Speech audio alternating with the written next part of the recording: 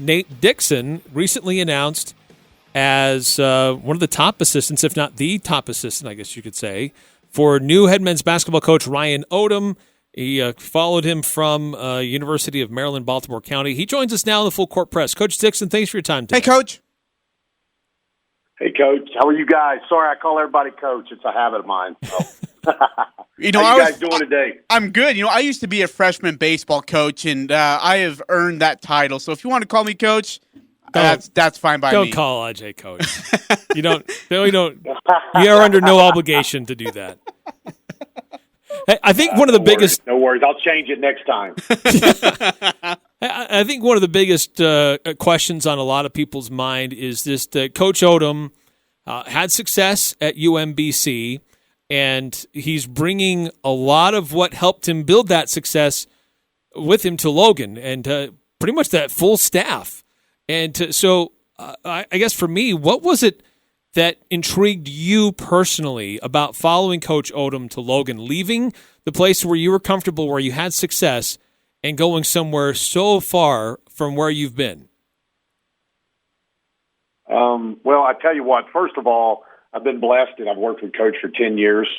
I was actually in the Mountain West once at Wyoming, and then ever since then I've been with Coach Odom. So, I did have a little taste of the Mountain West once, loved it. It's one of my favorite conferences. But the main thing is just Coach Odom in general, the way he operates, his demeanor, his loyalty, his knowledge of the game. We grew up in the same part of the country. Obviously, knew his dad as a youngster, watching his dad coach games at Wake Forest, and knew his brother Lane well. And to me, it's just appealing because Coach is the real deal. He's a full package. He's a good, very, very good basketball guy with high understanding of the game, and he also is great with people. He really has a great demeanor about him. He has a good sense for people, and he's just a loyal guy. I mean, I think loyalty has to be included there because obviously he brought everybody with him. So, I think that tells you a lot. He's a good family man. He likes guys that's been through adversity. We've all, including himself, have been through some adversity in our coaching tenures, and he'll tell you that when he hires guys, he wants guys that's had a little rough patch once in a while because you're coaching teams that at some point they're going to face adversity. I know I worked for Coach Donovan in Florida and was director of ops there for him for 2 years, and he used to say it all the time. I'm going to have some adverse situations in practice, so when we go to Kentucky in front of 20-some thousand people, we're playing for a title or we're going to the SEC tournament. And that's not the only hard place to play, but I just use that as the example. And, Coach wants that in his staff, and we've all had a little adversity in our lives. All of us have. So, hey, Coach, I know the rumor mill is always really spicy around this time of the year, just a couple months ago.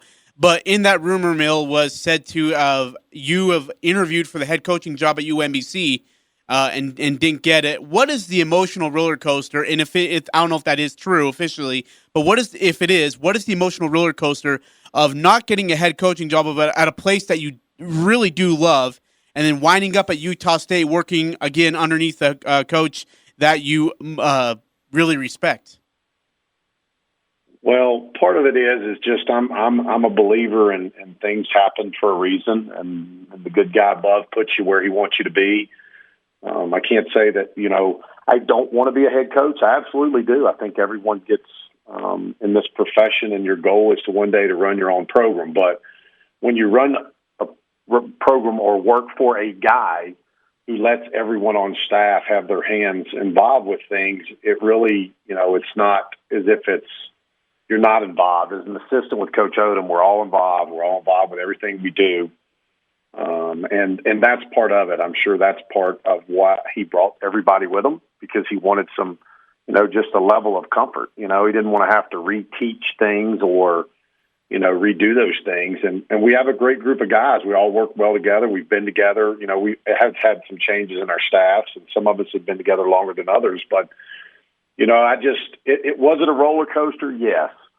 But I don't know that it's a roller coaster in a bad way, knowing that at the end of the day, there's a light at the end of the tunnel. And I know at worst calls, I'm moving with a great guy and I've got a great job. for a great university and a really good basketball program. So, I don't think the stress, if you didn't have a job, then the stress would have maybe been a little different. But it was hard to leave because we put that thing together, and that thing was really bad when Coach took the job. And, we were blessed. We were very blessed that we got some good players. We had some good players. Coach changed the culture a little bit, and, we were blessed to have a really, really good 5-year run. One of the years that a couple of years ago, we just had a lot of injuries. I think we played our first 5 games without 4 starters. And, you get those back and you're in the 21, 22-win season again, and all of a sudden things are different. But I cannot say enough things about my boss that are positive for anyone listening. He loves the style here that these guys bring, the skill level. But I also know that it's a great university with a great tradition that we've got to do our job to keep it where it is and move it forward even higher. So, hey, Coach Dixon, you were part of this program that achieved something that nobody else had ever done before, beating a number 1 seed in the first round. That moment, I guess, just how exciting that was to achieve something that previously seemed to be impossible. But also, like, how you have to kind of move on from that, and you can't just keep reliving that moment over and over again. You still have to rebuild and move forward and try to be a good basketball team even after that. What was that experience like, and how has that helped your program after the fact? Well, Coach right off the bat came and just said, this was the week after, he said, guys, we got to enjoy this, but we also got to turn the page and write our own script for the next year. Each team gets a choice to write their own script each year. And, you're not going to live under this pressure. There is no pressure. We can do great things and maybe better things. But, we have to write our own script with a new group of guys. And, it was interesting. We actually signed 4 kids early that year. And so we had 0 scholarships after we won that game and then lost to Kansas State in the second round. And one of our guys that he made a 3 in every game all year. The only game he didn't make a 3, guess which one it was? That Virginia? Kansas State. And he was a senior. He was an upperclassman.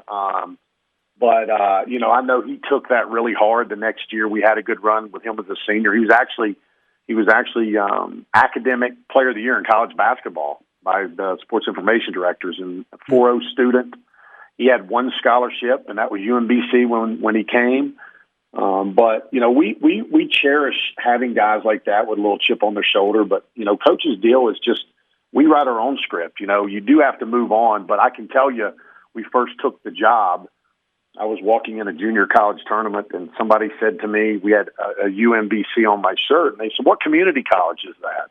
Oh. And I said, I just kind of stunned for a second. And I said, it's a Division I school in Baltimore, and I didn't say anything. And it's just, I think that Coach and our staff, we relish chips on our shoulders kind of deal. And I think, the Utah State guys play like that. I mean, Craig and Coach's previous, I have a lot of history. I've watched these guys a lot through the years, and I've known Stu and Larry Stacy and those guys and followed what they've done. But, and obviously Tim and then Craig. But I do think that Coach's style that he likes with skilled kids that can pass, shoot, dribble, and high knowledge, I mean, that's what they have here. So we're actually really looking forward to it. But as far as turning the page, I'll always be grateful for the opportunity UMBC gave Coach and allowed us to be a part of it.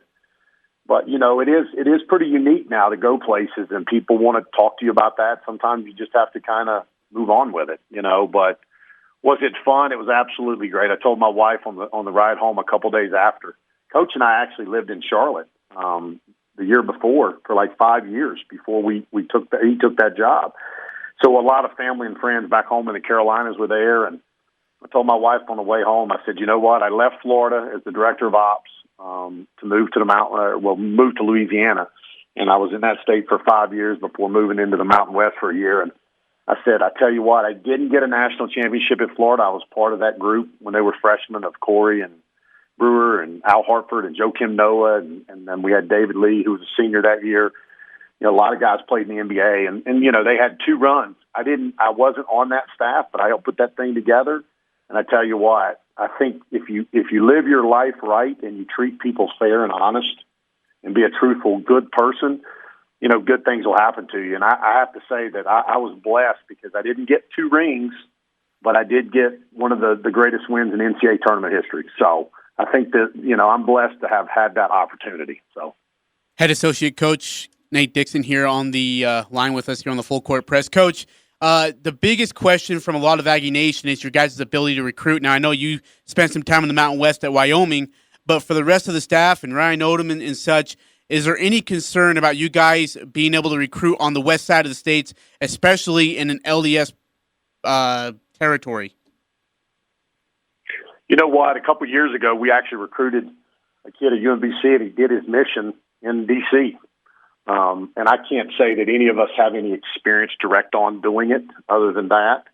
But we do have a lot of contacts out here. We always have.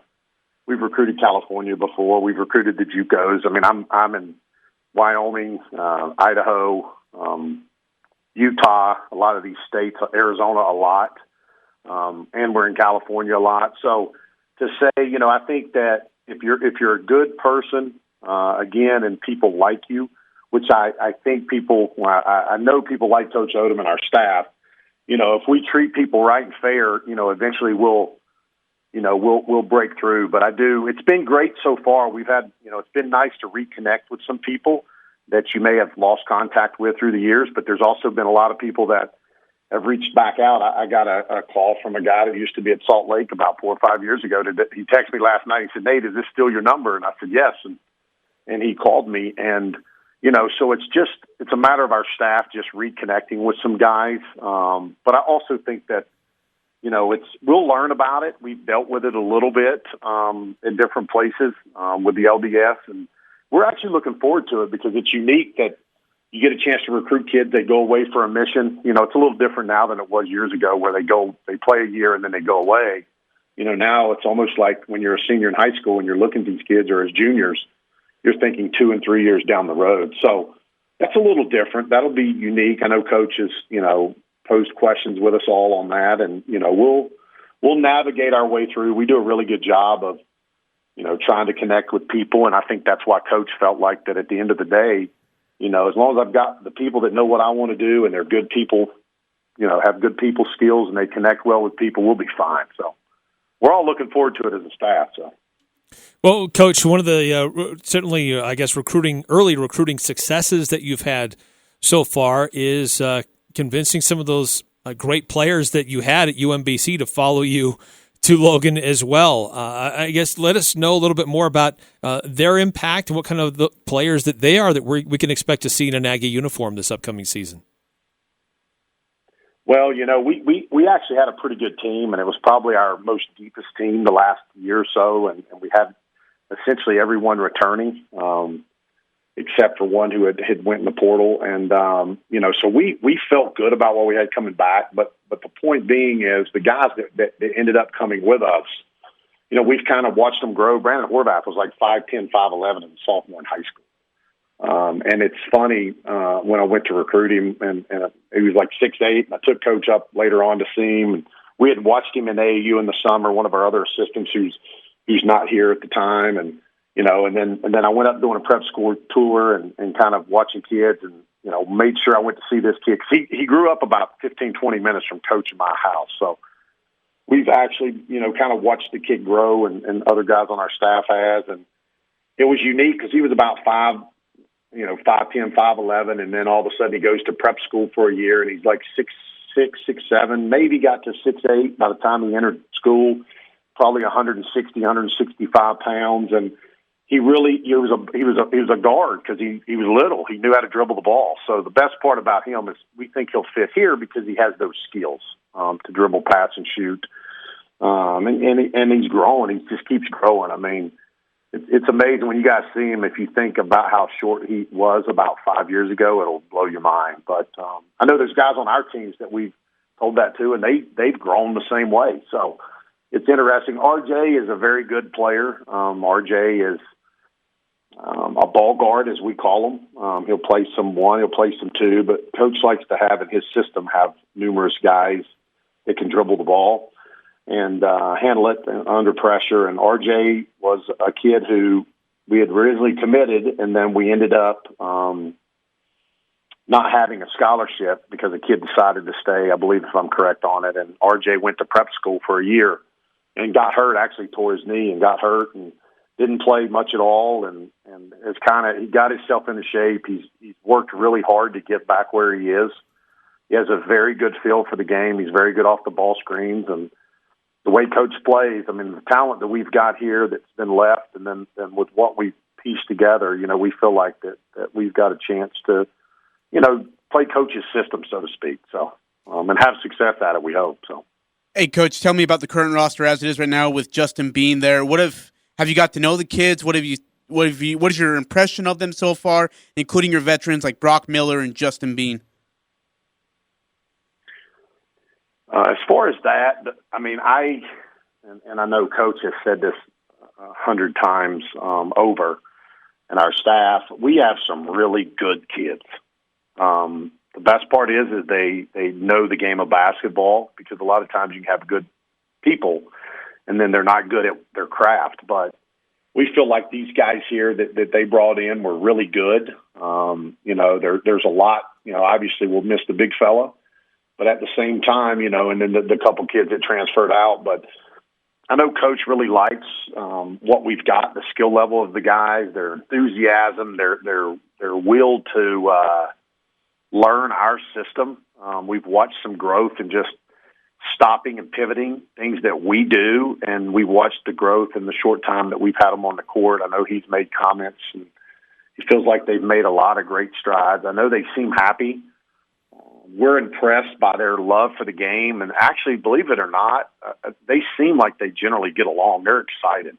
And as a coach, all you can be is when guys come up to you and, you're walking down to work out and you might be on the phone with your wife or your kids, one case in mine, and the guy's like, Coach, let me say hi to your wife or your son, and my wife texted me later and she said, Nate, those are the nicest group of kids I've ever seen you take a job and without me ever meeting them. And I think that says a lot about the people in this valley, the people at this school, and the people that, that's what we are most excited about. It's good people in this region, and these guys know how to play basketball. So it's hopefully makes our job a little easier. So, and Coach, I guess the last question for me on this, and you've been generous with your time, but what are still the needs that need to be filled as you're looking at the kids you have transferred that are committing to come to Utah State, players you already still have here on roster? What needs are still there? Do you still have spots, and how many spots do you feel like you need to fill for this upcoming season? We also signed another kid, a wing from overseas, who's playing prep school up in New England, and he's an athletic long wing. He's going to be very good down the road. Coach is trying to just get the best player he can get. There's a couple guys that we're really recruiting for that last scholarship. And, that's kind of where we're at. We don't really know the needs. One of the best qualities that my boss I've learned from, and I'm hopeful carrying it over if I'm ever a head coach. And if I'm not, I'm working for somebody else that I would certainly recommend this. When he gets somewhere, this has been the third time I've done this with him. He has wanted to know the kids before he goes signs the kids.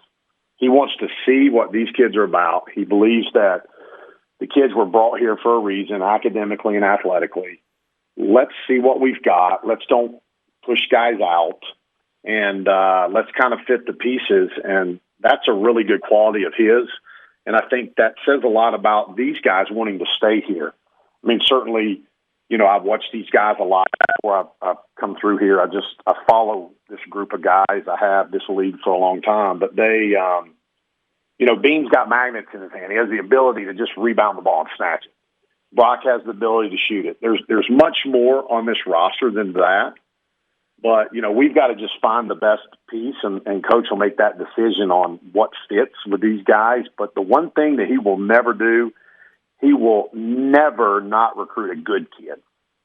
He wants to give kids opportunities, but our culture, we're not going to deviate from our culture for a player, for a talent. We're going to, we want to coach good kids that want to win, that want to play together, and want to do great things. And, that's just how we are. That's how he is. And I do think that team's made a little like that here. I mean, I tell you this, one of them texted me the first day I was here, second day I was here, and he said, Coach, this is my number, boom, boom. Look forward to it. And I said, what do you look most forward to? He said, I want a third ring. So, I love that. And I said, you know what? That's the plan. That's the plan. And that's, that sums it up to me. It's like, yeah, those guys, he said, I want 3 rings before I get out of here. So, I think that was great. He challenged us that way, and that's certainly why we're here. We're here to do great things on and off the court. So I'm excited about it. Coach, final question for me, and the most curious one I have. Okay, so I looked at your Twitter profile picture, and then I saw the Utah State men's welcome to Utah State, Coach Dixon. How long ago was that Twitter profile picture? Because I'm not even joking. I thought I had the wrong account. I was so confused. I'm going to be honest with you. I have not had a haircut. I keep my hair short, and it's funny. A guy that used to work with us, that's probably about 4 or 5 years old. But really? I literally have not had a haircut in about 6 months.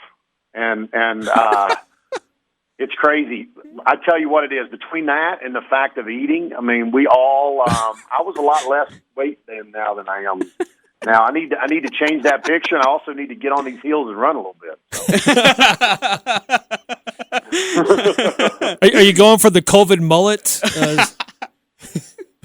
I tell you what, my wife literally, she's like, "Will you cut your hair?" And I'm like, Kristen, I've been out here almost 3 weeks, whatever it is, and I just haven't had a chance to do that. And sometimes during COVID, we had all kind of, I think everybody kind of reflects where we were at. We couldn't go in the office for a long time.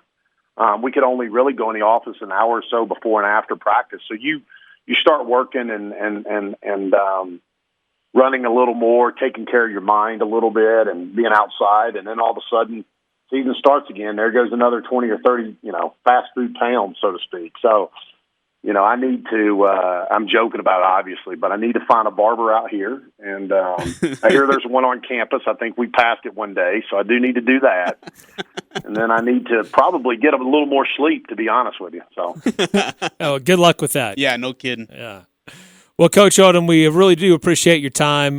Best of luck with your staff and working with Coach Odom and those players already here and those that are coming in to continue the legacy that is there for Utah State. A great run of success, and hope you guys are able to enjoy it as well.